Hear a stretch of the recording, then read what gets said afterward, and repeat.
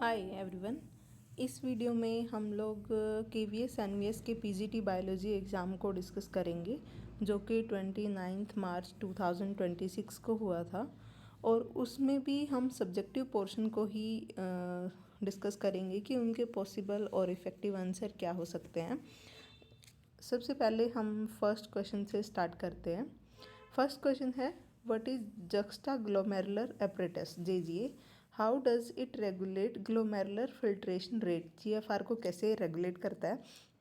First of all हम इसका answer देंगे कि JG क्या होता है। Juxtaglomerular apparatus is a specialised structure in the kidney formed by macula densa JG cells and mesangial cells. It regulates GFR by first point है sensing blood pressure and NaCl concentration and second is releasing renin when BP is low.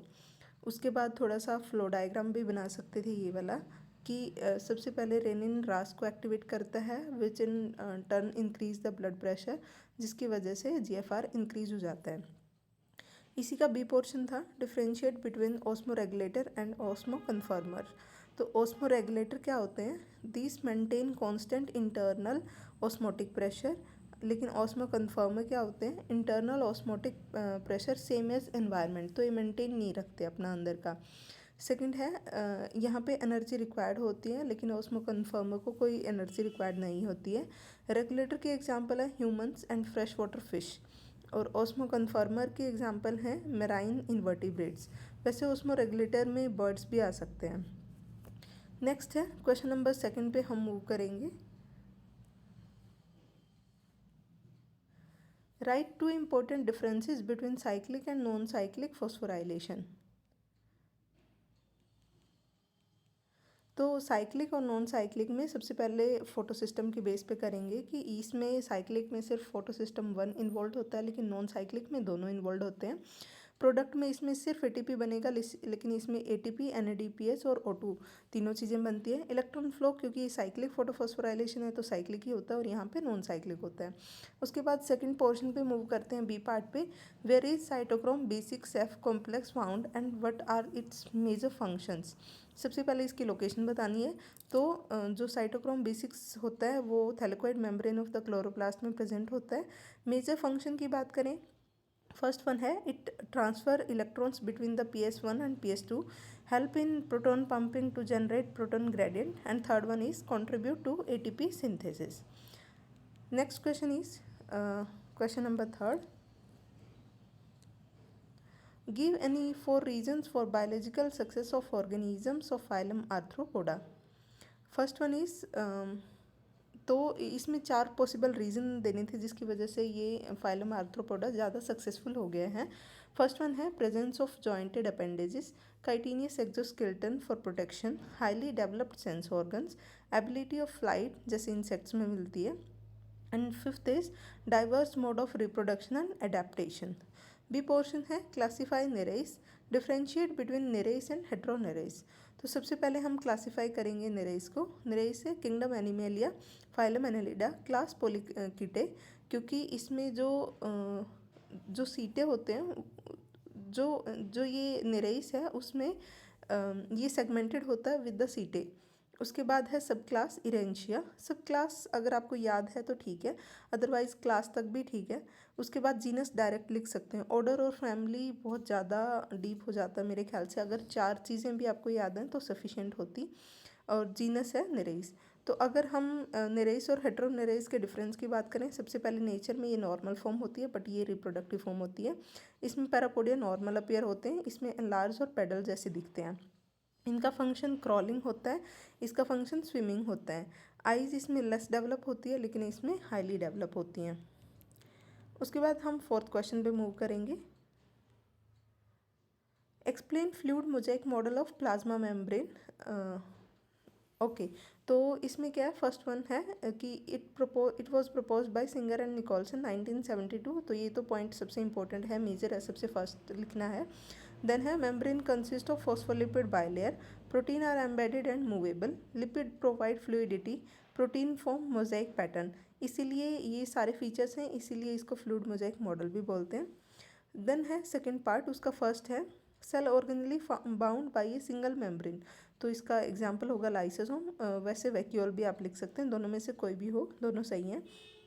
Next है B portion, cell organelle bound by a double membrane. Double membrane होती है जैसे nucleus, chloroplast, mitochondria, तीनों में से किसी का भी आप एग्जाम्पल लिखोगे तो ठीक माना जाएगा। नेक्स्ट है question number 5, what is grave disease. तो इसको हमें डेफिनेशन देनी है इसकी। Graves disease is an autoimmune disorder in which the thyroid gland produces excess thyroxine, बहुत ज़्यादा थायरोक्सिन प्रोड्यूस करती है, और जिस कंडीशन को हाइपरथायरॉयडिज्म भी बोलते हैं। सिम्टम्स में जैसे वेट लॉस हो जाता है, बल्जिंग आई होती है, एक्सोप्थैल्मोस बोलते हैं, और इंक्रीज्ड हार्ट रेट हो जाता है, क्योंकि थायरोक्सिन ज़्यादा है तो ये अपने जो डायरेक्ट और इनडायरेक्ट फंक्शंस हैं उनको इंक्रीज कर देता है। बी पोर्शन है, व्हाट इज सेकंड मैसेंजर। तो second messenger is a molecule that transmit signals inside the cell after the first messenger hormone binds to the receptor. तो जैसे सेल होती है उसके जो सरफेस पे बाइंड करेगा वो तो फर्स्ट मैसेंजर होगा, लेकिन इनसाइड ऑफ द सेल में जो काम करेगा वो है सेकेंडरी मैसेंजर। इसका एग्जांपल CAMP, कैल्शियम, आप कुछ भी लिख सकते थे, CGMP, ओके। जैसे डैग लिख सकते हैं, IP3, सारे सेकेंडरी मैसेंजर है। Then C portion, write one function of thyrocalcitonin, मतलब कैल्सिटोनिन का फंक्शन लिखना है। It lower the blood calcium level by inhibiting bone resorption. Yes, तो इसके अपोजिट में आपको याद रखना है, जैसे ऑब्जेक्टिव में आ सकता है कि पैराथायरॉयड हार्मोन का क्या फंक्शन, तो वो इंक्रीज करता है, वो इसका कॉन्ट्राडिक्टरी होता है फंक्शन में। पैराथायरॉयड हार्मोन वो अलग अलग मैकेनिज्म को अडॉप्ट करता है, जिसकी वजह से ब्लड का जो कैल्शियम लेवल है वो इंक्रीज हो जाता है। मूव करेंगे 6 क्वेश्चन पे, right the importance of the food web in the ecosystem. तो फर्स्ट वन है, it provide multiple feeding pathways, increase the stability of the ecosystem, helps in energy flow through different tropical levels, and it ensures survival of the organisms even if one food source is lost। तो food web का ये importance है food web की। B है तो 2 marks में question है, तो हमें इसके हिसाब से इसके पॉइंट लिखने चाहिए।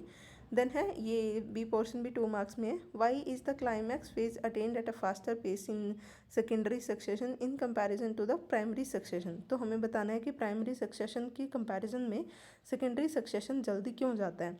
इसी से रिलेटेड आई थिंक ऑलमोस्ट सा क्वेश्चन EMRS में भी था। तो इसका पॉइंट होगा, soil is already present in secondary succession, seeds in the micro organisms already exist, organic matter is available. तो क्योंकि ये प्रिकर्सर मॉलिक्यूल ऑलरेडी प्रेजेंट होते हैं, इसीलिए growth starts quickly, making succession faster than the primary succession. Okay, then हम next question पे move करेंगे, question number 7, which pathogenic virus would mutate faster, one with the DNA or the RNA, why।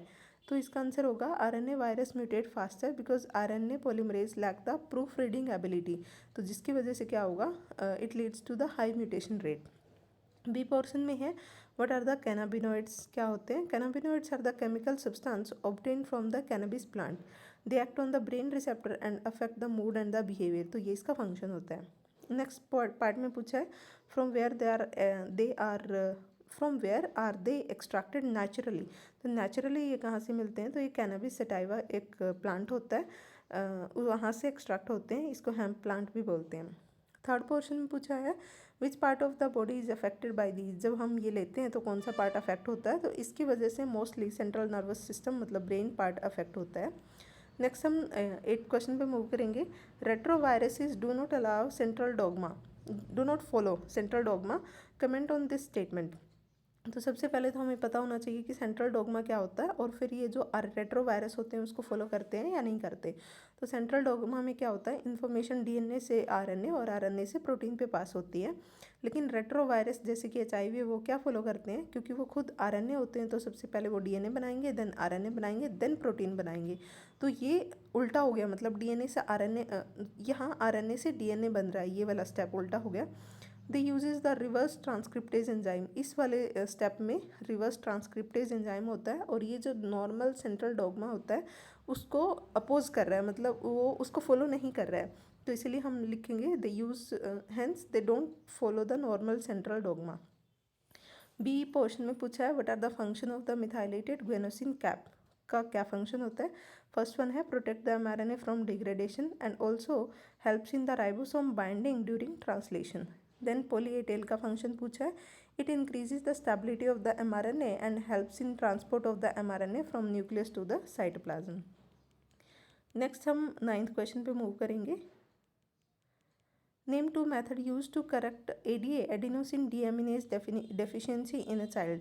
तो इसके दो बहुत ही अच्छे effective way होते हैं। First one is bone marrow transplantation और दूसरा है gene therapy, introduction of the normal ADA gene into the lymphocytes. तो इससे परमानेंटली क्योर कर सकते हैं काइंड ऑफ ये जो एडिनोसिन डीएमिनेज डेफिशिएंसी से डिजीज़ होती है, आई थिंक SCID बोलते हैं उसको, सीवियर कंबाइंड इम्यूनो डेफिशिएंसी। तो उसको उसका क्या पॉसिबल इफ़ेक्टिव वे हो सकता है उसको ट्रीट करने का, कि हम बिल्कुल स्टार्टिंग से जहाँ से जीन अफेक्ट हुआ है वहीं से कोशिश करते हैं उसको अल्टर करने की, तो जिसकी वजह से रिपीटेड ट्रीटमेंट नहीं लेना पड़ेगा। देन है बी पोर्शन में, write two component of the first artificial recombinant DNA molecule constructed by Cohen and Boyer. First one है प्लाज्मिड DNA वेक्टर और दूसरा है फॉरेन DNA जो gene of interest gene of interest होता है जब हम जैसे उसको इंसर्ट करते हैं किसी भी वेक्टर में, तो उस वाले पोर्शन को बोलते हैं फॉरेन DNA को। तो वो मतलब ये जो दो कंपोनेंट है ये कोहेन और बॉयर ने कंस्ट्रक्ट किए थे। इसमें एग्जांपल है antibiotic resistance gene inserted into plasmid. Next 10th question पे मूव करेंगे। Why do RBCs change to elongated sickle cell structure in sickle cell anaemia, explain. सबसे पहले तो हमें वाई डू का आंसर करना है, उसके बाद हम एक्सप्लेन करेंगे। तो sickle cell anaemia is caused by mutation in the beta globin gene of the haemoglobin. जो नॉर्मल हीमोग्लोबिन है वो रिप्लेस हो जाता है by the abnormal haemoglobin, okay. और एबनॉर्मल हीमोग्लोबिन में क्या होता है, valine replaces glutamic acid at the 6th position of the beta chain. उसकी वजह से अंडर लो ऑक्सीजन कंडीशन ये जो अफेक्टेड हीमोग्लोबिन होता है, these molecule segregate and polymerise. This causes RBCs to become elongated, rigid and sickle shape.